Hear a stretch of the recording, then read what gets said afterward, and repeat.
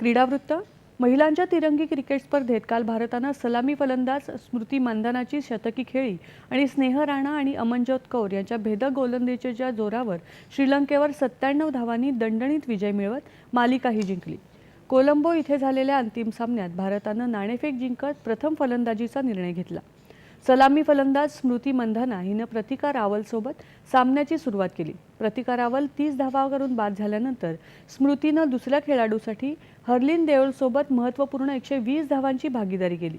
यामध्ये तिनं चौकार आणि षटकारांच्या फटकेबाजीनं एकदिवसीय क्रिकेट कारकिर्दीत आपलं 11वं शतक लगावलं। यासोबतच ती महिला एकदिवसीय सामन्यातली सर्वाधिक शतकं करणारी जगातली तिसरी महिला क्रिकेटपटू ठरली।